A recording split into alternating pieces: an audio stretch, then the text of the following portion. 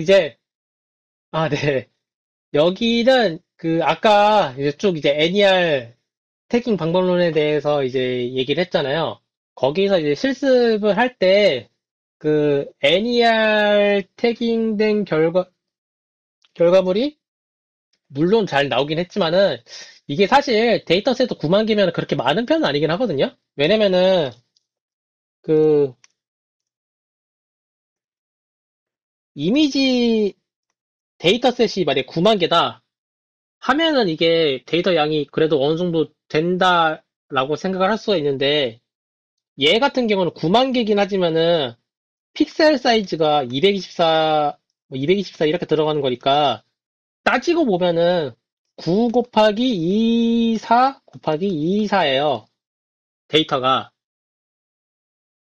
근데 지금 NLP 작업이 이 엔티티 레커그니션 작업을 할 때 데이터셋이 자연어니까 똑같이 9만 개라고 해도 얘 지금 패딩까지 다 걸었는데 60 걸었나요, 제가? 9 곱하기 60인 거잖아요.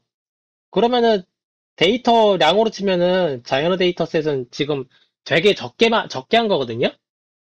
그래가지고 결과물이 성능이 당연히 잘 나올 수밖에 없습니다. 왜냐면 데이터셋 딱 봐도 한 4천분의 1 정도 되는 거니까. 근데 이 NER 태깅도 자연어 데이터셋 뭐 이제 실제로 이제 현업에서 한다고 하면은 최소 100만 개 이상을 하잖아요. 그럼 이제 그때부터는 이제 이 훈련 에큐리시랑 검증 에큐리시가 같이 동일하게 이제 떨어지게 되거든요. 거기서 2에서 3% 정도의 성능을 향상시킬 수 있는 방법이 하나 있습니다. 그게 컨디셔널 랜덤 필드를 도입을 하는 거예요. 물론 이제 이 컨디셔널 랜덤 필드 같은 경우는 로우 레벨 프로그래밍을 하기에는 조금 어려운 부분이 있어요. 그래서 저 같은 경우는 이제 토치 CRF 라이브러리를 가져와 가지고 사용을 했고요. 당연히 이제 CRF는 이제 개념만 설명하는 걸로 진행을 하려고 합니다.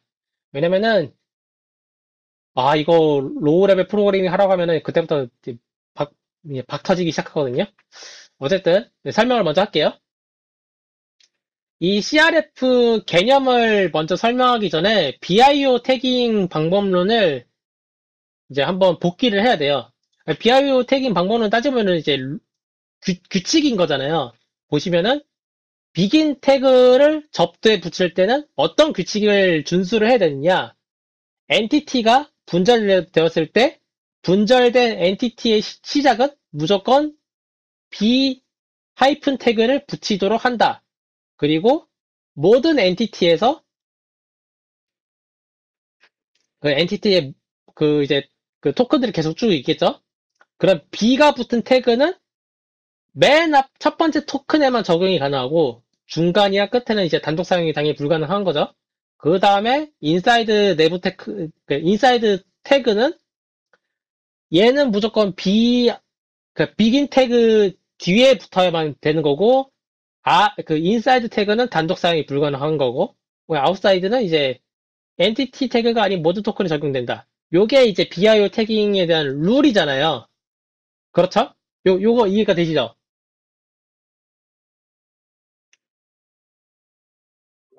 네. 이 룰을 지키지 않은 Y 프리딕트 데이터가 있을 거 아니에요. 그런 데이터를 걸러내는 방법이 이제 우리들이 흔히 생각할 수 있는 게 룰 베이스 러닝 방법론 이렇게 보시면 돼요. 그러니까 Y 프리딕트 데이터가 쭉 나왔어요. 그럼 어쨌든 얘는 시퀀스 데이터잖아요. 그러면은 이 시퀀스 데이터를 지금 한글로 제가 이제 풀어 쓴 이 BIO 태깅에 대한 방법론이 있을 거 아니에요. 얘를 코드로 만들면은 그 코드에다가 이 시퀀스 데이터를 넣어요. 넣어가지고 요 BIO 태그 규칙을 준수하지 않는 데이터만 잘라낼 수가 있잖아요. 그렇게 Y 프리드 데이터를 필터링 할 수가 있겠죠? 이게 통상적으로 생각할 수 있는 룰 베이스 러닝 방법론이다라고 보시면 됩니다. 어떻게 여기 이해가 되셨을까요? 네. 이게 예를 들면 이런 건가요? 그 어떤 결과물에 갑자기 뭐 i하고 로케이션이 먼저 나온다든지 그러면 맞아요. 그걸 아예 그냥 네. 네. 그렇게, 이거 딱 봐도 이 BIO 태깅 방법론을 준수하지 않은 데이터가 모델이 예측을 했어요. 그럼 그 데이터는 걸러버리겠다라는 거예요. 음, 그런 이제 사고 실험을 할 수가 있겠죠? 근데, 걸른다는 게 어떤 식으로 걸르는지 뭐 나중에 설명을 하시 걸른다는 거 이제 그냥 간단하게 그렇게 나왔어요. 그럼 그냥 로스를 그냥 무한대 처리해버릴 수가 있는 거죠. 아니면 로스를 100을 넣는다던가. 로스를 예, 극대화해서 예, 그렇게 해가지고, 만약 그런 데이터가 나왔다. 그럼 이제 그 데이터가 나왔으니까 그 부분에 대한 로스 값을 뭐 엄청나게 큰 수를 넣어버리면은 모델은 다시는 이제 그런 데이터가 안 나오게끔 이제 로스가 업데이트가 되겠죠? 그게 이제 우리들이 생각할 수 있는 룰 베이스 러닝 방법론인데, 왜 이런 거를 설계를 안 하고 CRF라는 걸 도입을 하는가?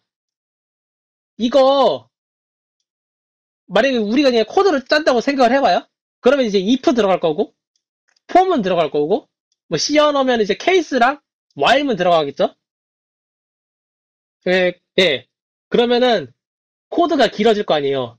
예, 이렇게 이제 뭐 조건문이 막 길어질 거고 이제 복잡해질수록. 그래서 이 룰 베이스 러닝 방법론은 통상적으로 코드 짜기가 힘듭니다. 머리가 아파질 수가 있는 거죠. 그러니까 어떻게 하면은 이 규칙을 준수하지 않는 데이터를 없앨 수 있을까? 그것에 대한 또 다른 방법론이 데이터 드라이븐 러닝 방법론이에요. 이거는 뭐냐면은 데이터가 들어왔어요. 그러니까 모델이 예측한 Y 라벨 데이터가 있어요. 그러면은 이 Y 라벨 데이터의 이 순서 패턴, 그러니까 시퀀스 데이터 쭉 있으면은 그 시퀀스 데이터의 만약 이렇게 O라는 태그가 있으면 이 앞에 있는 태그, 뒤에 있는 태그를 보는 거예요. 그러니까 패턴을 보는 거예요. 패턴. 그리고 이 시퀀스 데이터의 형상을 보는 거예요. 형상을 그리고 정답지에 대한 형상을 보는 거예요. 그래서 정답지를 학습을 한다 보면 돼요. 정답지를. 정답지를 학습을 했는데 이 정답지에 이제 패턴이 있을 거 아니에요. 추세가 있을 거 아니에요. 그 주식으로 치면 이런 추세가 있을 거 아니에요. 추세. 네. 예. 그러면 이제 그, 이런 식으로 얘기하면 좀 이상하긴 한데, 그 주식쟁이들이 딱 이렇게 뭐, 딱 치면은 여기 뭐 3일봉까지 봐가지고, 이 밑으로 무조건 음봉이라고 떨어진다, 이런 그런 패턴에 대한 학습된 정보가 있을 거 아니에요. 이것도 또 동일하게 모델도 학습을 하는 거예요. 이런 패턴에 대한 그 추세들을 학습을 한 다음에 모델이 예측한 정보를 봐요. 모델이 예측한 정보를 봤는데, 정답지에서는 절대로 나올 수 없는 패턴이 나왔어요. 그러면은 그거를 필터링해서 걸러내는 거예요. 그게 음, CRF 방법론의 개념입니다. 그래서 보시는 것처럼 Y 라벨 데이터도 모델에 넣어가지고 Y 라벨 데이터의 패턴을 학습을 해서 Y 프리딕트 데이터가 어떤 데이터, 시퀀스 데이터를 예측을 했는데 그 예측된 데이터의 패턴을 보니까 Y 라벨 데이터의 패턴이랑 Y 라벨 데이터에서 절대로 나올 수 없는 패턴이 나왔다. 그럼 그거를 필터링해서 결과적으로 좀 더 패턴을 준수한 데이터를 출력을 한다. 이게 데이터 드라이븐 러닝 방법론에 속하는 CRF 방법론입니다. 그러면은 왜 CRF를 쓰느냐? 이거 딥러닝 얘가 따지고 보면 데이터 드라이븐 러닝 방법론이거든요. 그러니까 그렇죠. 데이터 드라이브 방법론에 데이터 드라이브 하나 더 추가한다고 해서 컴퓨팅 파워가 뭐 올라간다던가 코드가 어렵게 따진다던가 그런 경우가 없잖아요. 그래서 얘를 쓰는 겁니다. 룰 베이스 방법론은 안 만들고 그게 CRF를 도입하는 이유다.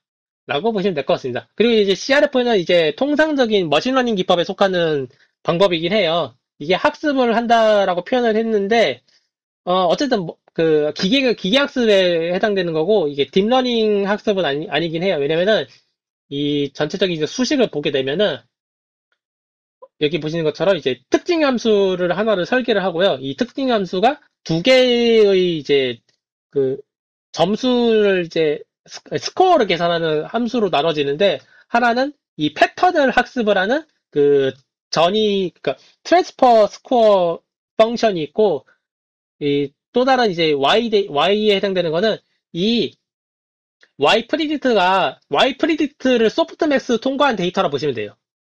그럼 이제 각각의 이제 라벨 데이터에 해당되는 이, 뭐라고 하지? 확률 예측값이 있을 거 아니에요. 그게 이제 이 발산, 이게 영어로 뭐였더라? 익스포넨셜 스코어 펑션이었나? 아무튼 그 두 개의 함수를 섞어놓은 CRF 특징 함수가 들어간다. 라고 보시면 될 것 같습니다. 그리고 이제 이 CRF 특징 함수가 이 전이 점수 함수랑 발산 점수 함수가 이거 두 개를 더하면은 1보다 커지는 경우가 있거든요. 그러니까 0에서 1 사이에 값이 나오는 게 아니라 0에서 n 아니면 0에서 마이너스 n 이런 값이 나와요. 그래가지고 요거를 이 z로 이렇게 정규화 시켜주는 과정을 해가지고 요 전체적인 결과물이 0에서 1 사이에 해당되는 그 정규화 값이 나오게끔 합니다. 그게 이 y 프리딕트가 아웃풋 디멘전이니까 한 개의 그 토큰에 대한 그 조건부 출력 함수가 되는 거거든요. 조건부 출력 값이 되는 거거든요. 그거를 이제 그리드 서치 적용을 시켜가지고 최적의 Y 프리딕트 패턴 조합을 계속 이렇게 예측을 하고요. 여기다가 그냥 마이너스 로그 값 붙여버리면은 CRF 로스 함수가 돼버려요. 그래가지고 이 CRF를 도입을 하게 되면은 베스트 Y 프리딕트도 출력하지만은 이 CRF 로스도 같이 출력합니다. 같이 두 개가 나와요. 어떻게 여기 이 수식에 대한 건 이해가 되셨을까요? 음, 네, 잠깐만요.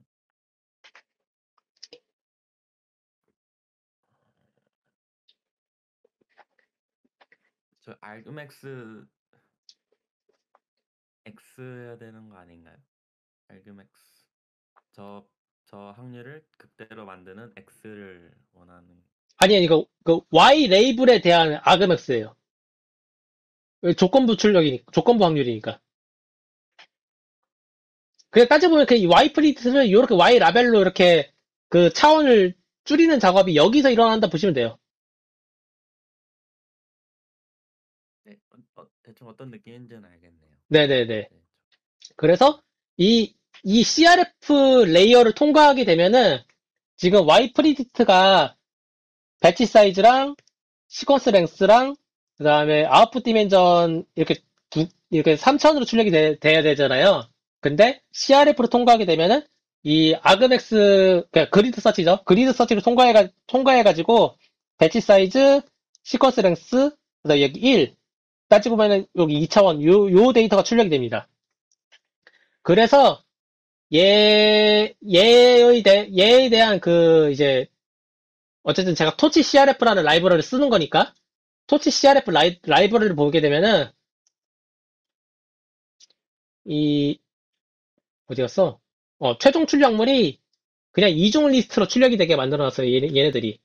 그래가지고 그냥 CRF 요 라이브러리를 쓰게 되면은 바로 추론이 일어난다 라고 보시면 될 것 같아요. 바로 추론을 해버려요. 이중 리스트 형식으로. 왜 이중 리스트니까 여기 맨 앞에 있는 거는 이제 배치 사이즈가 되는 거고 여기 안에 있는 거는 이 시퀀스 랭스가 되는 거죠. 그 다음에 얘가 자체적으로 그 패드 토큰까지 다 지워버려가지고 요 이중 리스트지만은 이 시퀀스 랭스가 이제 각 문서별로 다를 거 아니에요. 그래서 가변된 시퀀스 랭스가 나옵니다. 그게 살짝 이제 머리 아픈 이 토치 CRF 라이브러리를 사용하는 방법론이다 이렇게 보시면 될 것 같아요. 그래서 얘 같은 경우는 옵션으로 그 패드 토큰을 그 마스크로 이렇게 받아올 수가 있어요. 그래서 여기 이제 인자값 보면 이제 태그는 이제 Y 라벨 데이터 들어가는 거고 마스크는 이제 Y 라벨 데이터에 패드 토큰 있으면은 그거 지워주는 것까지 우리가 자동으로 해줄게 라고 알려주는 거거든요. 그래서 마스크도 넣을 수 있고 얘의 리턴은 이제 그냥 포워드 리턴은 이제 CRF 로스 값이 나오는 거고요. 만약에 이제 디코드 메서드까지 치게 되면은 최적화한 Y 프리디트 데이터가 나오는데 이 Y 프리디트 데이터가 이중 리스트인 배치 사이즈 시퀀스 랭스 형식으로 나오지만은 이 시퀀스 랭스가 문서별로 가변이 되는 가변 리스트의 데이터가 출력이 된다. 라고 보시면 될 것 같습니다. 그래서 이제 적용하는 거는 요렇게 진행이 돼요.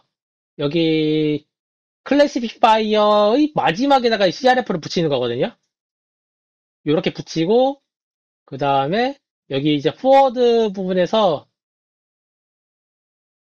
부분에서 이제 골이 아파지기 시작을 해요. 그 이제 그냥 평가 및 추론 모드에서는 이제 최적화한 그 Y 프리디 데이터를 출력을 하게 하면 되는 거고요. 만약에 이제 훈련 모드일 때는 이 CRF 로스랑 그 다음에 최적화한 Y 프리딕트 데이터를 출력을 하는데 얘가 그 이중 리스트 형식이잖아요. 그러니까 얘를 억지로 배치 사이즈, 시퀀스 랭스, 그 다음에 1이라는 차원으로 만들어주는 작업을 해야 됩니다.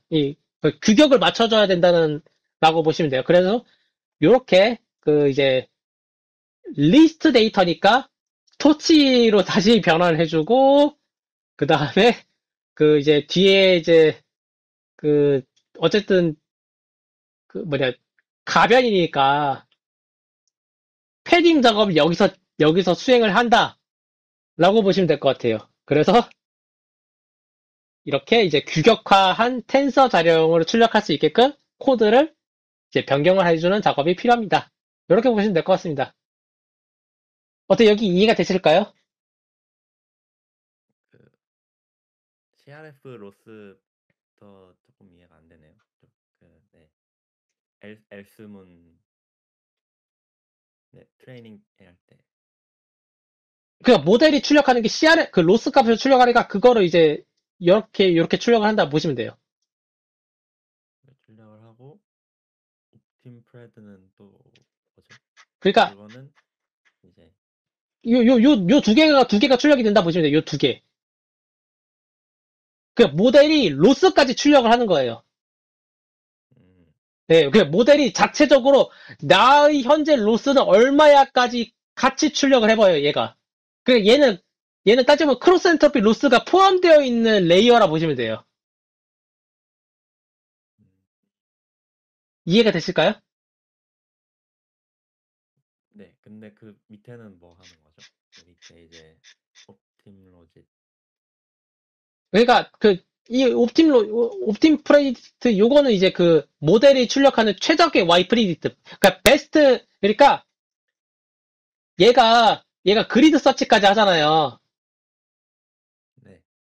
그러니까 그 후보군이 전부 다 없어지니까 이 옵티마이제이션 프리딕트라고 이제 이렇게 다시 명기를 해서 그것까지 출력을 하는 코드를 넣어놓은 거예요. 물론 이제 그거를 출력할 때는 이 디코드라는 메서드를 붙여야만 출력이 되는 거고. 그러니까 통상적인 포워드는 그러니까 이게 라이브러리에 대한 설명인데 통상적인 포워드만 수행을 하면은 CRF 로스만 나오고요. 거기서 디코드 옵션까지 추가를 해줘야만 그 최적의 Y 프린트 데이터가 같이 나옵니다. 그래서 이거 두 개를 리턴을 한 거예요. 훈련 모드일 때. 음,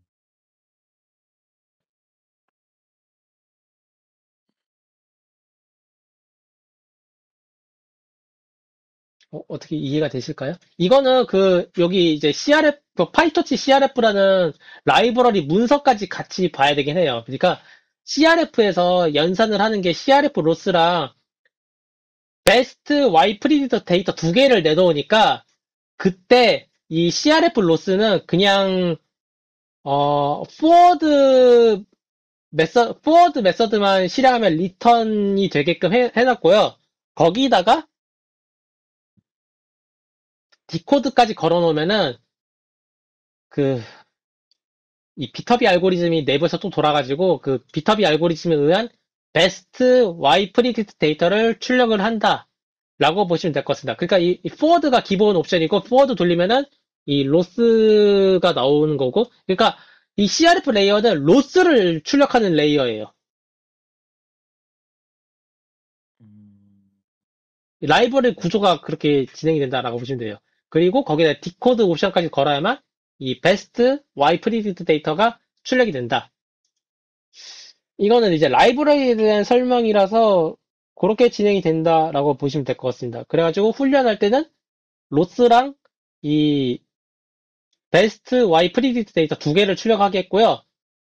추론 작업을 할 때는 그냥 이 Y 프리디트 데이터만 출력하게 해놨어요. 그렇게 이제 코드를 작성을 했다라고 보시면 될 것 같습니다. 그리고 이제 CRF 레이어는 이제 이 이니셜라이즈 생성자에다가 이렇게 클래시피파이어 밑에다가 이렇게 추가를 하면 됩니다. 그리고 이제 코드 실습은 이제 동일하게 진행을 했고요. 어, 여기서는 이제 데이터셋을 그 이전 포스트에서는 안전건설 데이터셋이었는데 이게 9만 개밖에 안 돼가지고 좀 더 늘려봤어요. 29만 개짜리 데이터로. 근데 얘 전처리 쭉 하다 보니까 데이터가 10만 개가 날아오더라고요. 그래서 18만 개의 데이터로 이렇게 토커나이저, 그 NER 태깅 방법론에 해당되는 데이터 전처리 쭉 다 진행을 했고, 이제 문장 패딩까지 다 진행을 했다라고 보시면 될 것 같습니다. 그 다음에 이제 모델에다가, 그러니까 LSTM이랑 GRU에다가 CRF 레이어를 추가한 이제 모델 학습을 진행을 하죠. 근데 여기서 문제가 있어요. 파이터치 CRF가 라이브러리가 두 개예요. 무슨 뜻이냐면은 만든 사람이 두 명인 거예요. 하나는 이제 파이터치 CRF라는 이 라이브러리가 있고 또 하나는 토치 CRF라는 라이브러리가 따로 있어요.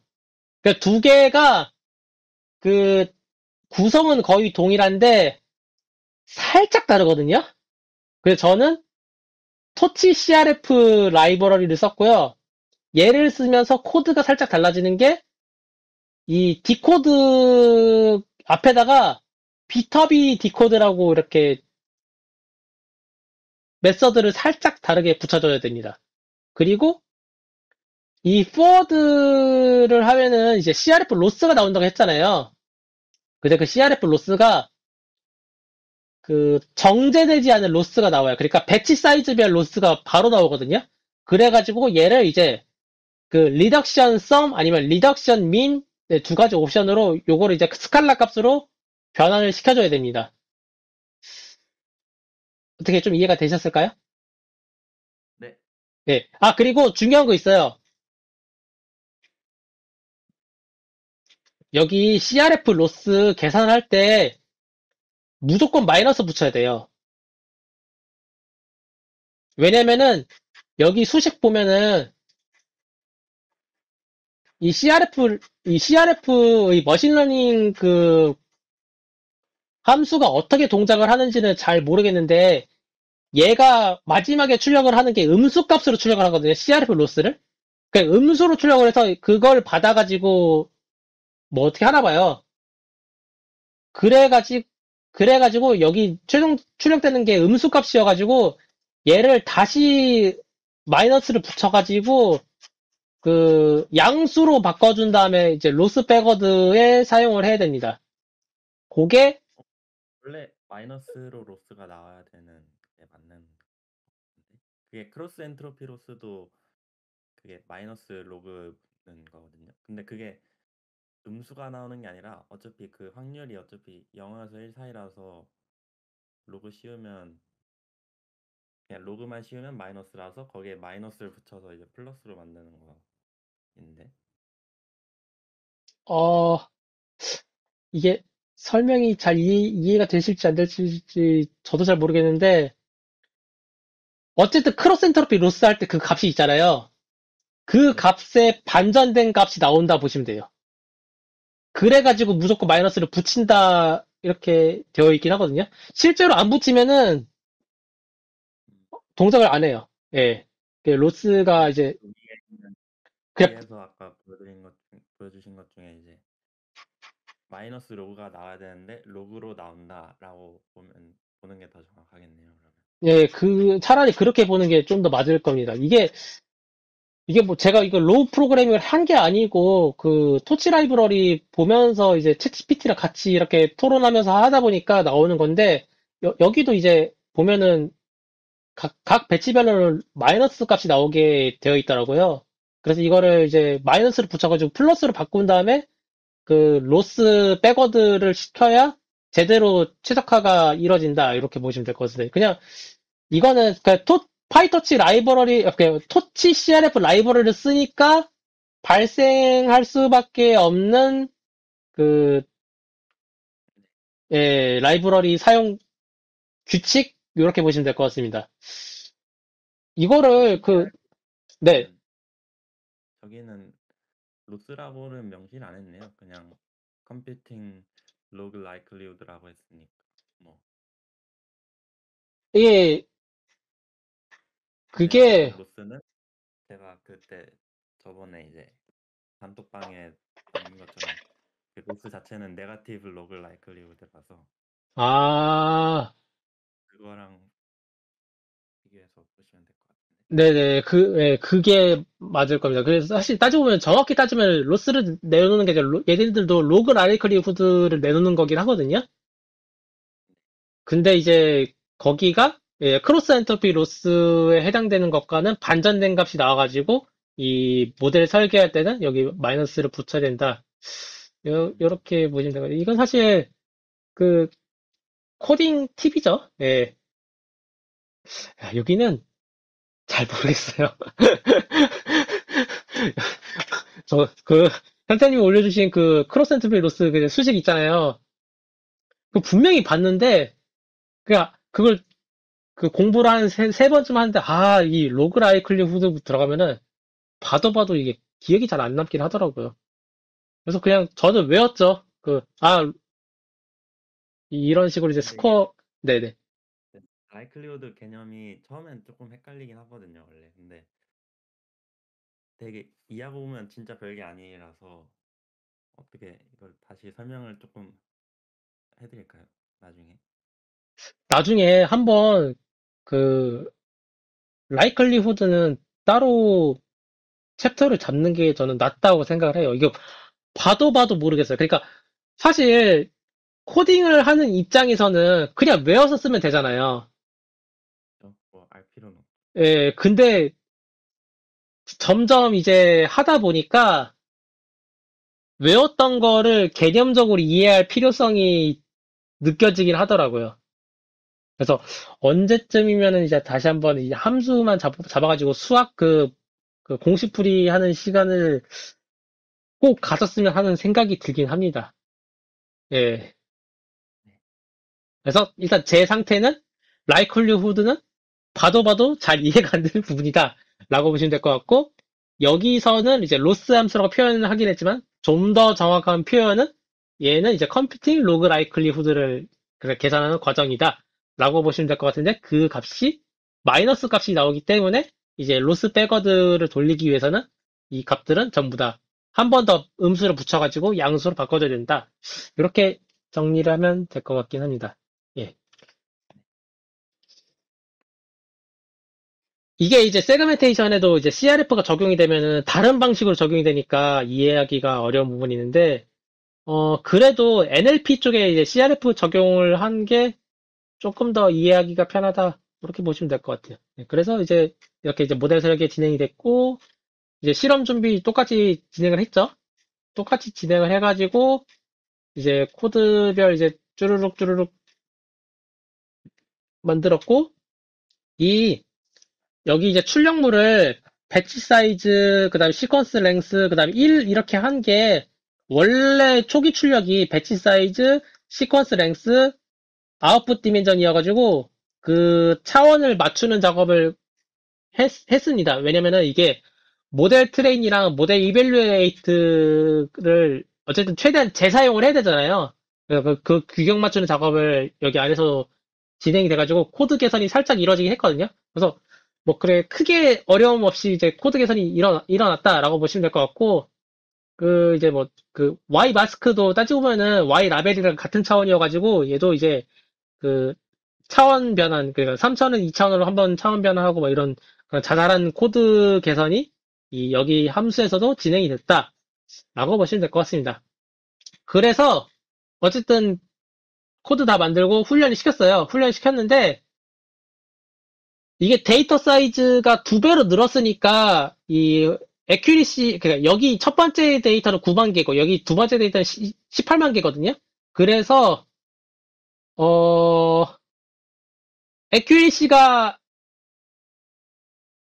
더 많이 줄었어야 됐는데 덜 줄었다 이렇게 보시면 될 것 같고요. 그러니까 데이터셋이 두 배 늘어난 거 감안을 하면은 이제 비슷한 성능을 내는 게 맞다라고 보시면 되는데 문제가 뭐냐면은 이 CRF 레이어 자체 돌리는데 시간이 많이 걸립니다. 그러니까 데이터가 두 배 늘어났으니까 이 훈련 속도도 뭐 15분에서 30분 이렇게 배수로 늘진 않잖아요. 뭐 15분에서 20분 이렇게 늘어나잖아요. 근데 CRF 레이어 하나 끼면은 어 자원을 좀 많이 잡아먹는 것 같더라고요. 이거 자체가 왜 이렇게 늘어나냐면은 일단 CRF 자체 연산하는 그 텐서 행렬 연산이죠. 행렬 연산도 꽤 내용이 많고요.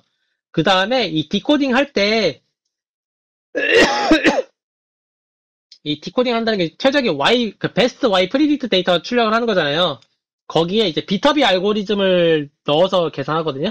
그러니까 CRF 플러스 비터비 알고리즘이에요. 근데 이 비터비 알고리즘도 이것도 그렇게 썩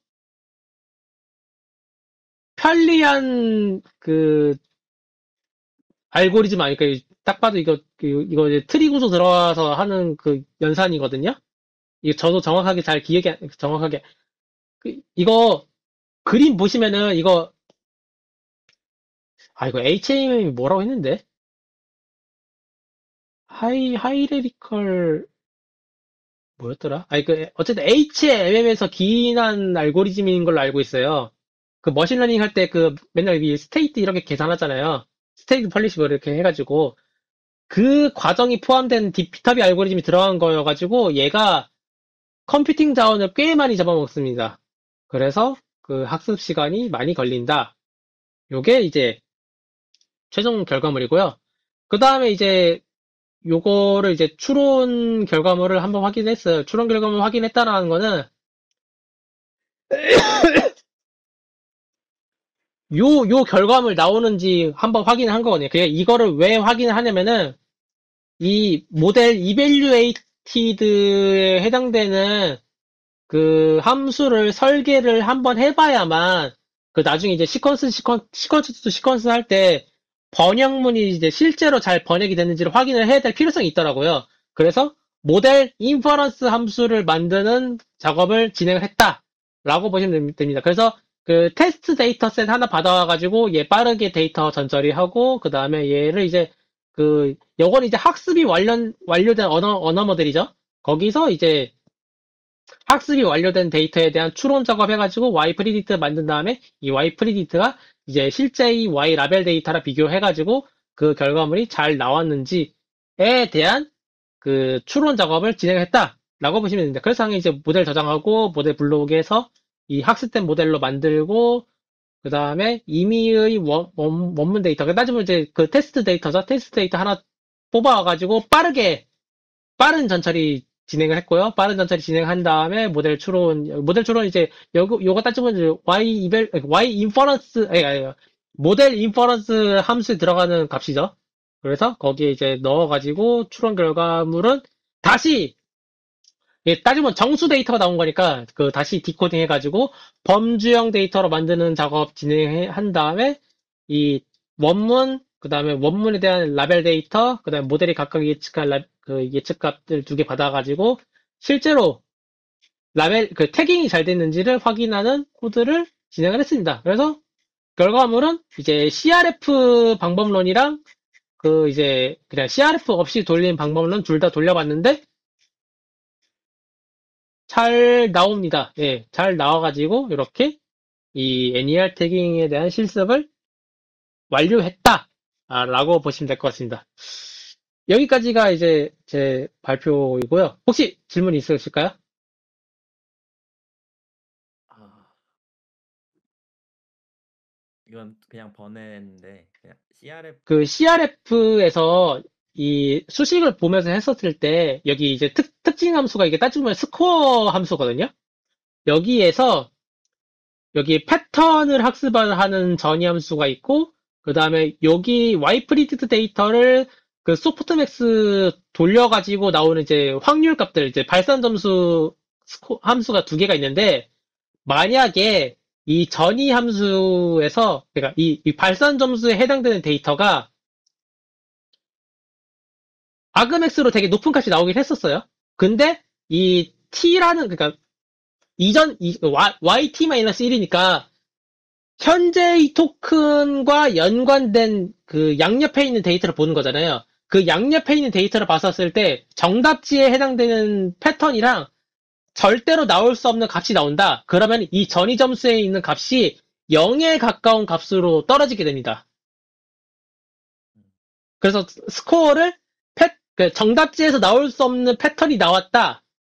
그러면은 그거는 이제 페널티를 주는 거죠. 페널티를 줘가지고 이 t 플러스 s 함수의 전체적인 값이 작아지게 되는 거죠. 그걸로 이렇게 이제 서로 이제 두 개의 값을 더해가지고 이 특징 스코어 펑션이 돌아가지고 그거를 이제 그리드 서치 여기서 이제 간단하게 그리드 서치라고 했는데 따지고 보면 비탑의 알고리즘 돌려가지고 가장 최적혜를 서칭하는 거거든요. 그거를 돌려가지고 이제 베스트 Y 프리디트를 산출해낸다라고 보시면 될 것 같아요.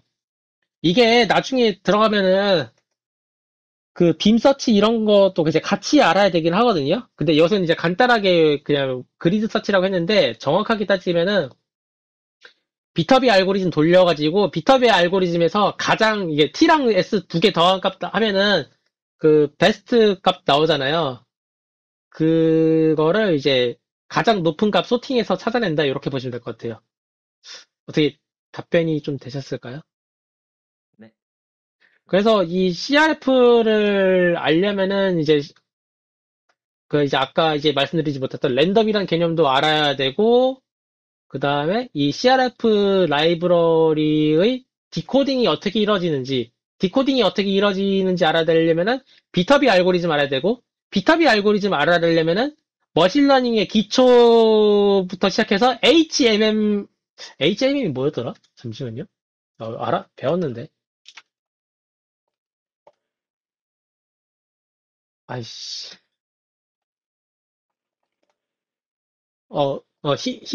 히든 마르코프 모델도 알아야 되고, 배울 게 많습니다. 그래서 CRF는 저 같은 경우는 이제 라이브러리만 찍먹했지만은, 이제 개념 들어가기 시작하면 이제 머신러닝을 알아야 된다. 이렇게 보시면 될 것 같아요. 예. 혹시 더 질문사항 있으실까요?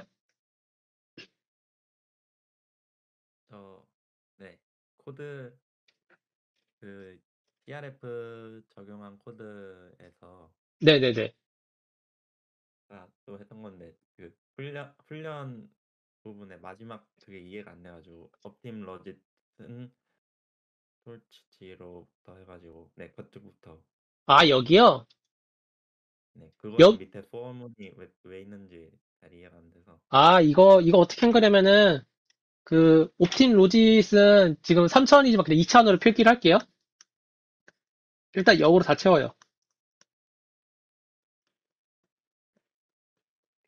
0으로 다 채운 요 시퀀스 랭스랑 배치 사이즈에 해당되는 데이터를 초기화를 시켜준 거예요.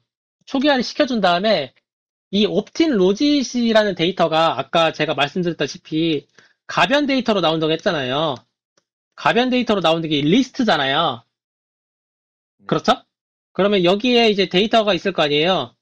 뭐 1, 뭐 2, 3, 4 이렇게 들어가 있을 거 아니에요. 얘네들을 네, 포문을 돌려가지고 1, 2, 3, 4 이런 식으로 채워나간다고 보시면 되는데 마지막에 각 시퀀스별로 이렇게 그러니까 이게 그냥 각 시퀀스별로 채워나간다 보시면 돼요. 그러니까 요렇게 하나, 요렇게 두 번째, 요렇게 세 번째, 요렇게 네 번째.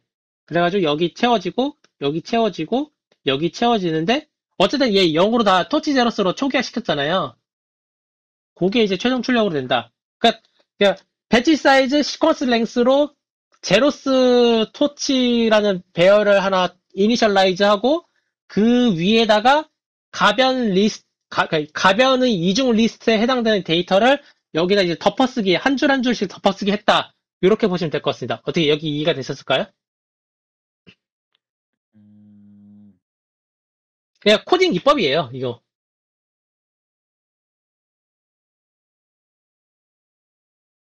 근데 오픈 로지스가 왜 필요한 거죠? 리턴을 왜 해야 되는 거죠? 로스만 있으면 되는 거 아니에요? 아, 이거 왜 하냐면은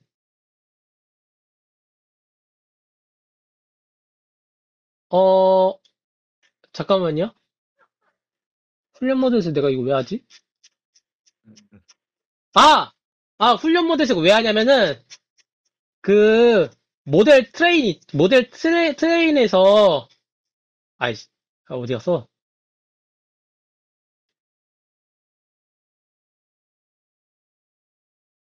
잠깐만요. 모델 트레인에서, 여기 에큐리시 계산할 때 있잖아요. 캘 에큐리시. 이거, 이거 정확도 몇 퍼센트인지 확인할 때, 이 Y 프리디트 데이터 필요하거든요? 네. 그러니까 이제 두 개 출력하게 바꿔놓은 거예요. 어쨌든, 그 훈련된 데이터가 몇, 에큐리시랑 로스 둘 다, 어쨌든 이 모델 트레이에서 에큐리시랑 로스 둘 다 출력하잖아요. 에포크 로스랑 에포크 에큐리시. 그쵸? 근데 에포크 에큐리시 출력을 하려면은, 그, 프리디트 이퀄런트 해가지고, Y 라벨 데이터랑 Y 프리디트 데이터 몇 개 맞췄는지 확인하잖아요. 네. 그러니까 이제 Y 프리디트 데이터가 필요하고 Y 프리디트 데이터는 이제 훈련 시에도 이제 출력하게끔 이제 두 개 출력하게끔 넣어놨다. 이렇게 보시면 될 것 같습니다. 그러니까 로스만 출력을 하면 이제 에큐리시를 계산할 수가 없죠. 모델 트레인에서.